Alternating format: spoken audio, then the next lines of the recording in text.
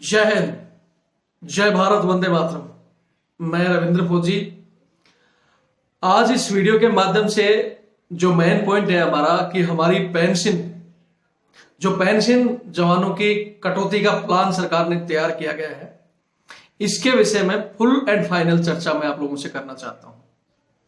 यहां जो हमारे जवान कह रहे हैं कि हम क्या करें सर, हम तो मजबूर हैं कि हम ऑन ड्यूटी पर हैं, कुछ रिटायरमेंट हैं, उनके कानों पर जू ही नहीं रेंगुरी।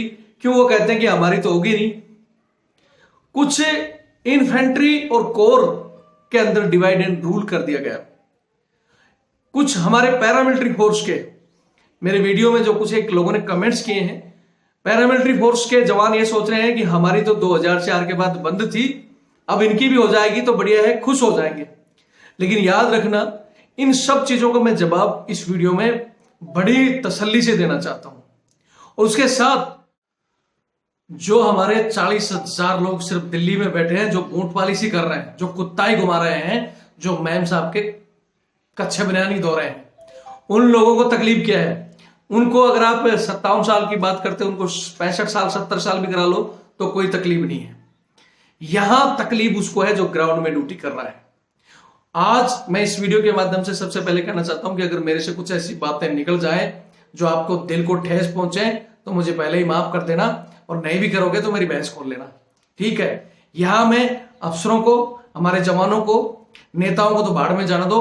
खासकर मैं हमारे जवानों से कहना चाहता हूं, अगर आप लोग आज आगे नहीं आना चाहते, कान पर कट्टी बांधकर चुप रहना चाहते हो, तो आप लोग भी या तो उनकी तरह कुत्ते की बेल खरीद लो, अभी से एक पट्टा खरीद लो और कुत्ता घुमाना सीख लो, या घर में जब छुट्टी छाट्टी आते हो तो साथ में वाइफ के साथ कपड़े कुपड़े धुलाना सीख लो, ताकि आप लोग भी जब पूरी सर्विस हो जाएगी, क्योंकि 15 या 20 साल के बाद में ग्राउंड में तो ड्यूटी कर नहीं सकता जवान। जो कठिन परिस्थितियां हैं, सुबह 4 बजे उठकर रात को कब जवान सोता है, कब खाता पीता है, वो ड्यूटी तो कर नहीं पाएगा। फिर 20 साल के बाद ये चीजें सीख लो ताकि तुम्हारे भी काम आएगी। अब बोलते हो ना सर हम क्या करें, या तो ये सीख लो, कुत्ता घुमाना सीख लो, बूट पॉलिश सीख लो, और मैडम के एक अच्छे बनियान धोना सीख लो, ताकि तुम्हारी पूरी सर्विस चुप हो जाएगी।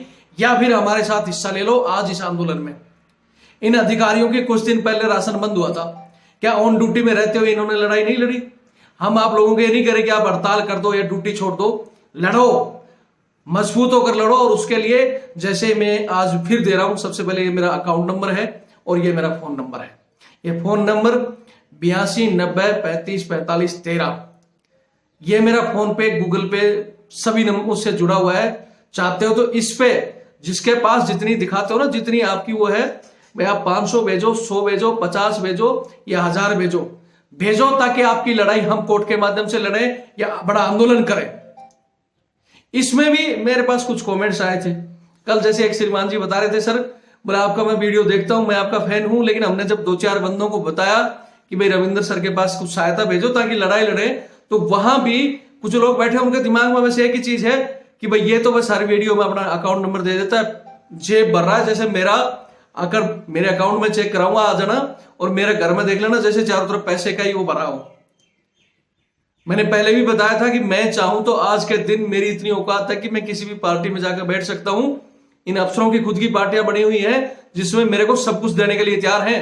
और ये लोग कहते हैं कि जिनके लिए तू चिल्ला रहा है, जिनके आगे तू हाथ फैला के मांगता है पैसा, वो जितना तेरे साल भर में नहीं दे पाएंगे, एक मुफ्त में मेरे को देने के लिए तैयार है वो। अगर मैं बिकना ही चाहूं तो मैं वहां बिक जाऊंगा, लेकिन मैं बिकने के लिए नहीं, आप लोगों के अपने लिए लड़ने के लिए तैयार हूं। मैं पहले ही बताया कि मैं एक क्षत्रिय हूं और मेरा धर्म है, मैं जो रघुकुल रीत सदा चली आई, प्राण जाए पर पचन न जाए।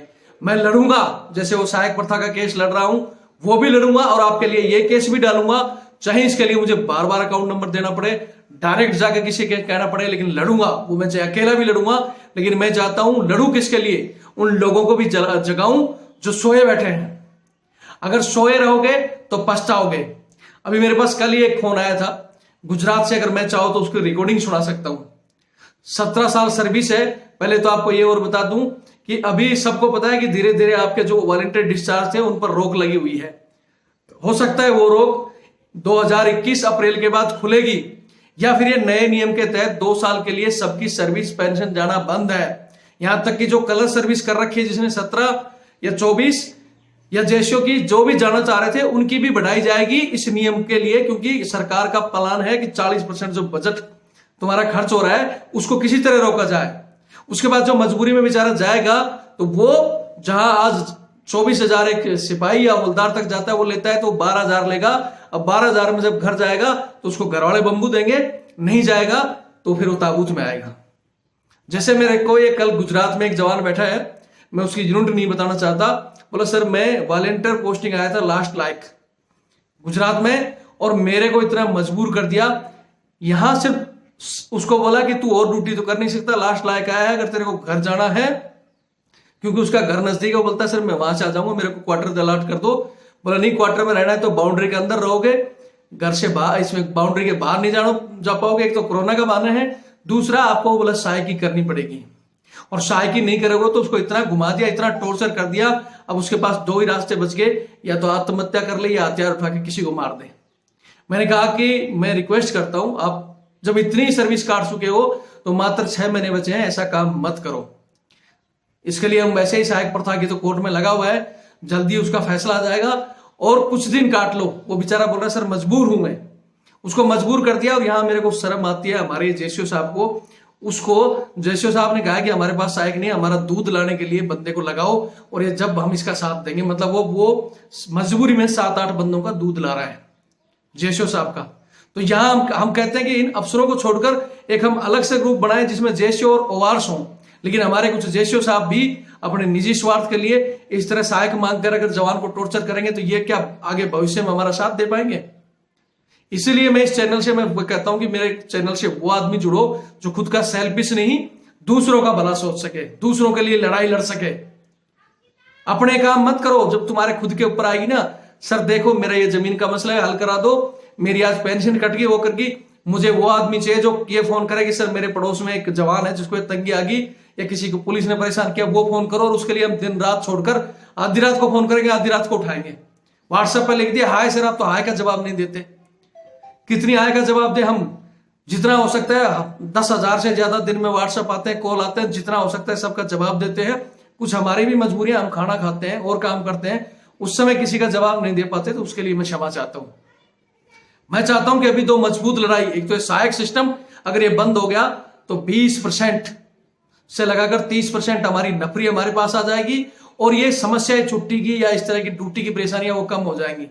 और सरकार से भी कहना चाहता हूं कि ये आप जो फैसला लागू कर रहे हो इसका परिणाम क्या होगा आपको पता है? हमारी सेना जो बोलते हैं हर देश आज चाहता है कि उसके पास यंग और मजबूत सोल्जर हो, और आप 57 साल तक सोल्जर रखकर क्या देश की सेना को सारा उसमें दिखाना चाहते हो कि हमारे पास बूढ़े सिपाही जवान है? या फिर 20 साल के बाद इनको इसी काम में रखना चाहते हो? आपका माइंड क्या काम कर रहा है? ये अफसर आपको गुमराह कर रहे हैं, ये खुद अपने निजी फायदे के लिए, ये खुद अगर 1 महीने भी किसी अफसर विरुद्ध में 1 महीने जवान की ड्यूटी करके दिखा दो। जवान बेचारा 4 बजे उठता है और 4 बजे से रात को 11-12 बजे तक सो नहीं पाता है, फिर जिसकी ड्यूटी होगी वो 4 घंटे ड्यूटी भी देगा और फिर सुबह 4 बजे उठ जाएगा। क्या मशीन है? ठीक है, 35 साल जो अंग्रेजों ने जो बनाए थे, यहां आज ऐसा हो चुका है कि अंग्रेजों के वेलफेयर थे वो इन्होंने खत्म कर दिए और जो उनके सख्त कानून थे जो इनको फायदा पहुंचाते उनको लागू किया है। जब हम बोलते हैं सहायक प्रथा खत्म कर दो तो बोले ये तो अंग्रेजों का नियम था, और कोई काम आता है तो बोले ये तो कानून है। वो सारे के सारे साल 1857 में जवानों को दबाने के लिए कानून बनाए थे, वो कानून चल रहे हैं। हालांकि वो सख्त कानून के साथ वेलफेयर भी थे, मेडल लगता था जवान के कंधे इस पर, छाती पर, और ये आज मेडलों से छाती भरी हुई इन अफसरों की।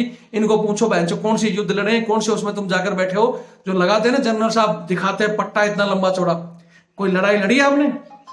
चलो ड्यूटी भी लगती है तो टेंट में सोते सोते सुबह उसमें जाके साइन कर देते हो।